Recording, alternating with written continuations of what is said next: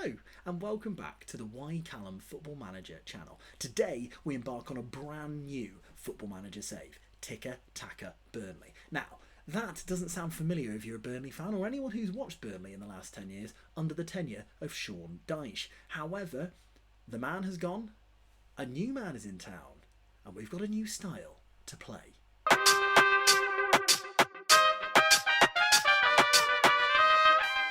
So as I was saying, my plan for Burnley is to completely change up how they play.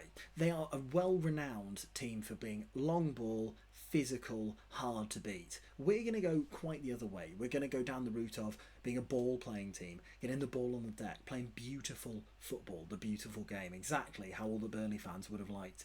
And although Sean Dyche was a fantastic... Sorry, one second. This is really bizarre timing, but Sean's actually calling me right now. Bear with me. Hello? Hi, Sean Dyche. This is Why Callum. I'm the manager of Burnley Football Club. Are you okay? Yeah, good, thanks. Yeah, it's Sean Dyche, manager of Burnley. Who's up? I mean, that's quite rude, Sean. I can hear you've got a gaggle of people behind you, but I've just said I'm Why Callum, the manager of Burnley Football Club. I mean, how incredibly rude. He's just hung up on me. It would seem that Burnley legend Sean Dyche isn't a fan of my new ideas. I wonder whether the Burnley squad will be. I'm sure they'll all be fine with it. They're well built for a ball-playing game, aren't they? Aren't they? So that brings us here to the appointment of Why Callum to Burnley Football Club. I'll have a read of it for you now. Burnley have today confirmed the appointment of Why Callum as the new club's manager. I like it how it says there, Why Callum. It's almost like the fans are already not happy. Eyebrows have been raised in the world of football at the appointment of the inexperienced 30-year-old, and he is to face plenty of questions when he faces the media for the first time at Turf Moor. £68,000 a week, wouldn't mind that at all. And he replaces my arch nemesis, Sean Dyche. It'd be very interesting to see how Sean Dyche gets on.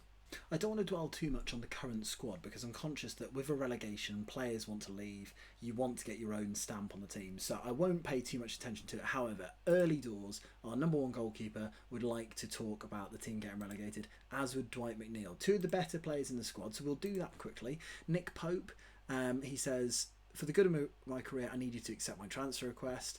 You're an important part of the plans, there's nothing you can do. Okay, I'll have to let you go. So Nick Pope will be leaving. Dwight Mcniel, we'd like to talk Dwight Mcniel round. So we'll try and get Jack Cork to talk him round because Dwight Mcniel is a good footballer and he is now happy to stay, which is wonderful news. So Nick Pope potentially leaving and Dwight Mcniel potentially staying. Now, as we go over to this team, Dwight Mcniel might need to change up his role somewhat to potentially play in this attacking midfield role because we will be looking to play a diamond this season. So we're going to be looking to get the ball on the deck with two ball-playing defenders, a deep-line playmaker, another deep-line playmaker, a Mazzala and an advanced playmaker. Now, obviously, I see within the vertical tiki-taka, this might be tricky to adjust to, especially with a team like Burnley. So we are going to need to bring in young players with flair, with composure, with passing and vision. That is the sort of player we're going to be looking for in this summer transfer window.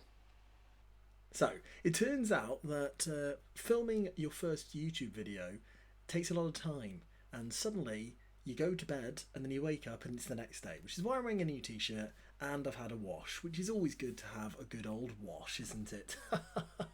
Anyway, moving on. So we're looking at the squad, the Burnley squad, and we are looking at who could potentially make it within this squad. Now, I'll be honest with you, the passing stats are not awful. We're really looking at our passing, we're looking at our vision, we're looking at our composure as well.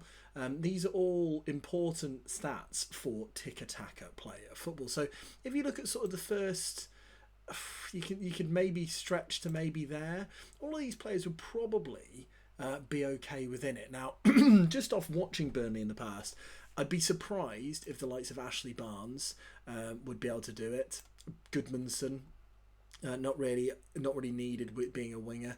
Now the interesting one is Dwight Mcniel. We've talked him away from a move. However, he is wanted by a number of clubs, and he is worth up to £40 million. Another player who I am debating the future of is Weghorst. Now, Weghorst only joined last season. However, Weghorst is very much a target forward. His passing is 12, vision 12. He's a very, very good target man. However, that's not really the style of football we want to be playing. You see there that Dwight Mcniel is actually as good a striker as Weghorst, which is really intriguing because obviously you'd expect them to play in a completely different style. So striker is certainly a position that we're going to be evaluating, and we may well get rid of Weghorst. Depending on the interest. There are quite a lot of players with interest in the squad who we may well get rid of. I'm not sure Phil Bardsley. You know what, Phil Bardsley, you can go, sir. You can go. I'm not sure you fit the Tika style. But what I'm going to do now is I'm going to go away. It's the 25th of May, so I'm going to come back in the 25th of June, which could be several hours from now. But for you, it'll only be literally seconds. Okay, you'll notice I told a little fib. It is now the 1st of July, not the 25th of June, because I thought I'll tick over the clock so the contracts start running out and that sort of thing. This is a squad we now have. It is a very, very limited squad. There are lots of players missing. Transfer-wise, we are looking at this guy. We have got a deal agreed for Arnaud Calumendo.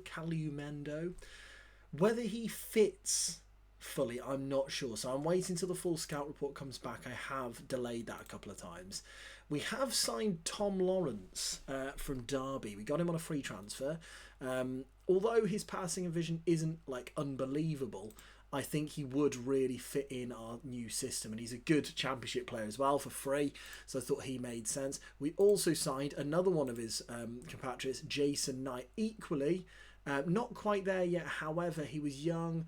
I bought him for £5 million, so Jason Knight is in. There is quite a lot in the outs column. These all released for free, so we've got the big names: Jay Rodriguez, Eric Peters, Matej Vidra, Tarkowski, Dale Stevens, Ben Mee, all going for free. Then we sold Aaron Lennon for £5,000, Goodmanson to Celtic for 3.8, and Dwight McNeil has gone to Newcastle for £25 million.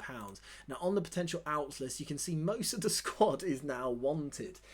I'm just wondering at this point whether I just clear it out. I clear it out and start again, because we've got lots and lots of players who we could potentially get in. But ultimately, if I'm being completely honest with you, it's quite exciting. It's quite exciting to sort of build a new Burnley, because that was ultimately what we wanted going in. There are players you can see there. I would happily start the season with these group of players. So Loughton, Charlie Taylor, Jack Cork, Ashley Westwood, Josh Brownhill and Maxwell Cornet. I think they fit the system. Outside of that, nobody really of note. I mean, don't get me wrong, we've obviously got the new signings who will be part of the system, but outside of that we've got a lot to do. So you'll join me again maybe middle of July when a bit more's happened. The summer's going well. Oh no. So we're on the 10th of July and we've just sold Weghorst to Newcastle for 24.5 million. And the squad are unhappy. They're unhappy with the lack of depth. I don't know what they're talking. Look at all this depth. Now, we have signed a couple more players, which I'll talk about in a second. Let's discuss the issue with the squad. Apparently, some of you aren't happy with how things have been going. What's up? We need help up front, and we need it now. Okay. Yeah, I know. We'll do our best to get some transfer business. They're all pleased. Very productive. Thank you very much. We have signed a couple of players since the last time I spoke to you. We have signed Arnaud Calumendo. I decided to go through the transfer, and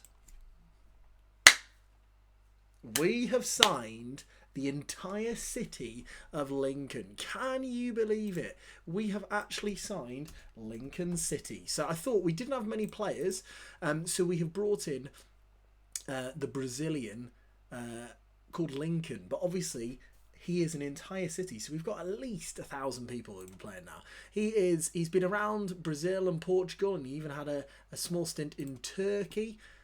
But he's got the passing, he's got the vision, he's got the flair, he's got the composure, he's got the first touch. Lincoln's going to be key to this system. Lincoln flies straight in, to this position here. We would then put Calumendo up in advanced forward, I think. We are definitely short up front. Like, there's no doubting that at all. We could play Cornet there if needed, and then put Charlie Taylor in here. But as it stands, we are very, very short, and not in height, but in player depth. Oh, comedy! The summer's over. Well, no, it's not over, but we are at the first game, and it's been a stressful 10 days in game. Feels like 10 days in real life, but we have made most of our signings. We'll be playing Nottingham Forest on the opening day, which we will play in the next video. However, we are on the verge of signing Pablo Mari from Arsenal for only £3 million, which I think is a really exciting signing. But let's talk about the ones that are in currently. We have signed Jose Perez from Leicester for £9 million. Mikel Malsa, which sounds a bit like salsa, which is great. And he is actually, he's a defensive mid or a centre mid, but he is from Martinique. Can't say I've heard of the country before. Please let me know if you're from Martinique. That would be a fantastic coincidence. But an all-round good player. Jose Perez comes in. He's a Premier League footballer, Jose Perez. So I think this is a really good signing. Up front, we had to sign someone from Barcelona. We're playing a Tika save, so we had to sign someone from Barcelona. So we've signed Alex Collado, who doesn't like working at all, but outside of that is a very well-rounded midfielder. We've signed Chris Richards, who's a really exciting centre-half. Signed him from Bayern Munich, the American, and he is exciting. We've signed someone from our rivals as well, Cucho Hernandez, who I'm sure people know of. So our team for the starting game of the season will be that, and we'll obviously discuss it a little bit more in the first game of the season, which I'll aim to get out on Wednesday this week. Thank you so much for watching this video. I hope it wasn't too drab for you. I appreciate it. It's the first time I've ever done something like this, so hopefully it was interesting to see how the Burnley squad has evolved from start to finish throughout the summer. We've obviously got Nottingham Forest on the opening day, which is really exciting. Hopefully we can get a win early on there. If you did enjoy it, please do leave a like on the video, and feel free to hit the subscribe button, wherever that is. This feels very weird to say out loud. But yeah, thank you so much for watching, and hopefully I'll see you in the next video where we go head to head with the Championship Elite of Nottingham Forest.